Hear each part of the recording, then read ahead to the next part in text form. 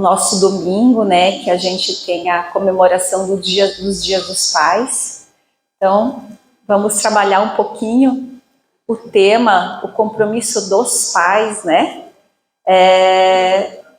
na visão espírita, né. Então, já para trazer essa reflexão nessa semana, né, qual que é esse compromisso dos pais que eles têm, né, na nossa vida, que nós temos na vida dos espíritos também, né, que vieram através de nós. Então, para começar, eu vou mesclar na palestra de hoje algumas informações do Livro dos Espíritos, do livro do Evangelho, que vai falar dessa temática, e em cima disso nós vamos refletir um pouco sobre esse tema, tá? Então, a primeira questão que eu vou falar com vocês é sobre, deixa eu só colocar aqui, se pode se considerar como uma missão a paternidade, né? Então, para quem já estudou um pouco do Espiritismo, sabe que é, sem contestação possível, uma verdadeira missão. Então, ser pai, ser mãe, né, é uma verdadeira missão. E, ao mesmo tempo, grandíssimo dever e que envolve mais do que o pensa o homem, a sua personalidade quanto ao futuro. Deus colocou o filho sob a tutela dos pais, a fim que estes o dirijam pela senda do bem. Ele facilitou a tarefa, dando àquele uma organização débil e delicada, que o torna propício a todas as impressões. Isso é um pedacinho da resposta dessa questão do Livro dos Espíritos. Então, para a gente refletir um pouco nessa questão do Livro dos Espíritos, né? Então, ele coloca que realmente, né, ser pai, ser mãe, a missão dos pais, é uma missão ser pai e ser mãe, né? E essa missão, os espíritos, eles assumem antes da encarnação. Ali, muitas vezes, ele sabe dos compromissos que ele tem ali um projeto de reencarnação. Então, esse compromisso de ser pai, de ser mãe, né, de aceitar esse espírito, né, como seu filho, ele já vem com uma certa programação. É um compromisso que os pais assumem, então, com os espíritos que podem ou não ter afinidades simpáticas. Vejam bem, por mais que a gente fale que nas famílias, né, reencarnam espíritos que já tiveram uma mesma trajetória, que já tiveram uma história de vidas anteriores, nem sempre a relação do pai com o filho, do filho com o pai, é de simpatia. E a gente sabe, né, se a gente parar para refletir, a gente entende que em muitas famílias existem justamente a falta, muitas vezes, de comunicação, de compreensão, de entendimento, né? Muitos casos são os filhos, os resgates, que necessitam ser feitos para a evolução dos pais. Então, muitas vezes, o filho ele vem como uma forma de resgatar, de fazer com que aquele pai e aquela mãe progridam, né? Quando nessa questão ele fala que nós reencarnamos, ou os filhos reencarnam com uma organização débil e delicada, é porque nós nascemos, né, os bebezinhos, nós não temos nenhuma noção do passado, nós estamos muito abertos e receptivos, principalmente na primeira infância, né, que é ali desde o nascimento até mais ou menos os 6, 7 anos, é onde a criança ela é muito receptiva, ela recebe muitas informações. Então, nós viemos justamente com essa falta de conhecimento e receptivos a novas informações para que esse pai e essa mãe possam impregnar em nós novos conhecimentos. Conhecimentos, exemplos, atitudes. Então, as crianças, elas são um campo fértil. Hoje, quando a Andréia deu o recado da evangelização infantil, eu já fui evangelizadora. E eu olho lá atrás as crianças, eu falo assim, daqui a pouco todas elas vão embora, né? Porque daí vem a adolescência, elas falam, não quero mais ir para o centro espírita. Daí eu penso, meu Deus, mas eu botei uma sementinha lá. Naquele campo fértil, né? Daquelas crianças, tem uma sementinha lá. Alguma coisa do espiritismo eu coloquei, algum ensinamento de Jesus foi colocado. Lá na frente, quando esse adulto, né, se sentir muitas vezes sozinho, com uma dificuldade, quem sabe aquela sementinha, ela vem a germinar, né? Então, muitas das coisas que nós plantamos nesse período da vida, né? Nós, na fase adulta, a gente às vezes fica recordando, nossa, como era bom naquela época de ser criança. Quantas coisas boas, mas assim também nós podemos impregnar nelas sentimentos, pensamentos e atitudes não boas. Então nós podemos desvirtuá-las do caminho e não cumprirmos a nossa missão. Então essa primeira parte, ela vem com essa reflexão, né? Pai e mãe são missionários na vida dos filhos e esses filhos, eles vêm sem nenhuma informação a princípio, para que a gente possa plantar, regar e fazer com que eles possam dali receber novas informações para o seu progresso. No item seguinte, nós temos também do Livro dos Espíritos, tá? Ele fala assim, frequentemente os pais transmitem aos filhos a parecença, né? As características físicas. Transmitirão também alguma parecença moral, quer dizer, esse espírito que vem, eu vou poder transmitir, né, na hora do nascimento, ou melhor, na hora da concepção, essa parecença moral? Ele disse, não. Geneticamente, vocês vão transmitir a carga biológica, né?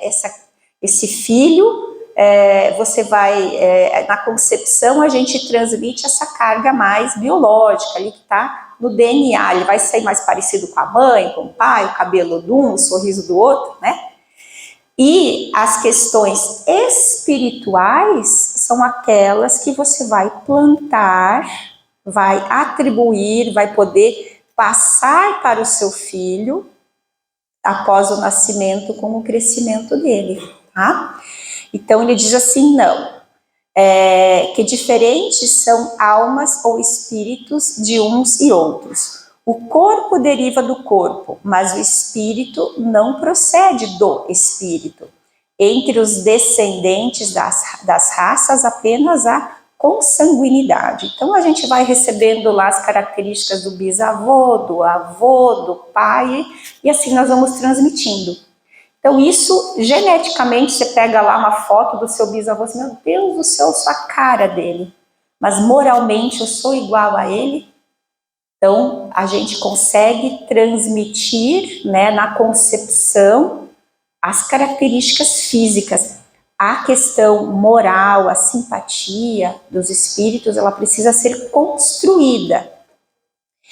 Então, de onde se originam as parecenças morais que costumam ter nas famílias? Por que às vezes os espíritos que nascem na mesma família são parecidos? Aí ele fala assim, que uns e outros são espíritos simpáticos, que reciprocamente se atraíram pela analogia dos pendores. Gente, é isso. Então, quer dizer, ali diz que aqueles espíritos que nascem, que têm muitas características parecidas também, né? Porque eles têm simpatia, eles são espíritos que já tiveram outra vivência e que nasceram muitas vezes já com essa afinidade. Sobre a reflexão, então, dessa questão, tem a questão que nem sempre, então, os espíritos afins formam uma mesma família. Então aqui tem 2 exemplos também que eu vou trazer para vocês, ó. Existem espíritos que encarnam em famílias para trazer luz aos pais. Vocês nunca viram assim, observaram, às vezes uma criança diz, meu Deus, essa criança não pode ser filho dessa pessoa, porque parece que ela é mais evoluída que a mãe e o pai, né? Então, às vezes a gente observa o comportamento dos pais, o comportamento, as atitudes de um filho, e você diz, meu Deus, mas parece que ele é o adulto. Então, muitas vezes, os filhos nascem, né, como bênção dos céus, cumprindo uma missão e deixando nesta família, por misericórdia, o amor, as bênçãos e a luz. Então, às vezes, ele vem também para cumprir e trazer a possibilidade de evolução para esses pais. Era a missão do filho, talvez, com os pais, e não dos pais, muitas vezes, com esse filho. Mas também existem espíritos vindos de frequências muito baixas, que necessitam encarnar em uma família para receber as sementes do bem, porque Deus é amor e não esquece de nenhum dos seus filhos. Então isso também nós podemos observar. A família às vezes toda lá é parecida, e tem um lá que se desvirtua, que não se encaixa, que dá trabalho, que não se entende, né? Mas muitas vezes ele vem para receber as bênçãos do amor da família, tá? Porque Deus nunca esquece dos seus filhos, necessitando todos passar pelo processo de aprendizagem. Então não é só ele que vai aprender, mas toda a família cresce neste processo. Tá? Na sequência, nós temos assim, nenhuma influência exercem os espíritos dos pais sobre o filho depois do nascimento deste? Bem pelo contrário, nós exercemos muitas influências, né? Então diz assim, bem grande influência exerce. Conforme já dissemos, os espíritos têm que contribuir para o progresso dos outros. Pois bem, os espíritos dos pais têm por missão desenvolver os de seus filhos pela educação. Lhes contribui isso uma tarefa, tornar-se-ão culpados se vierem a falir no seu desempenho. Tá? Então, a educação, o primeiro passo é dentro da nossa casa, né? Depois vem a contribuição da comunidade, a contribuição da escola, a contribuição da evangelização infantil, né? Mas é lá nos primeiros dias de vida até os últimos, é dentro da família o primeiro local onde nós temos que receber a educação. Tá? Em relação ainda a essa questão, diz assim, qual então a utilidade do espírito passar pela infância? Que foi o que eu disse anteriormente, tá? Para se aperfeiçoar, que nesse período ele está mais acessível a essas impressões, capazes de lhe auxiliar no adiantamento. Esta missão está nas mãos daqueles incumbidos a educá-lo. E esse educá-lo, né, é o pai, é a mãe, sejam biológicos ou não, e ali junto todos aqueles que convivem, a avó, né, a tia, o tio, então é a família, mas principalmente o pai e a mãe. E aí nós temos mais uma partezinha para refletir que é bem importante nos dias de hoje, tá? Que é essa aqui. Ainda sobre considerar a paternidade uma missão. Então diz assim, muitos há, no entanto, que mais cuidam de arrumar as árvores do seu jardim e de fazê-las dar bons frutos em abundância, do que de formar o caráter de seu filho.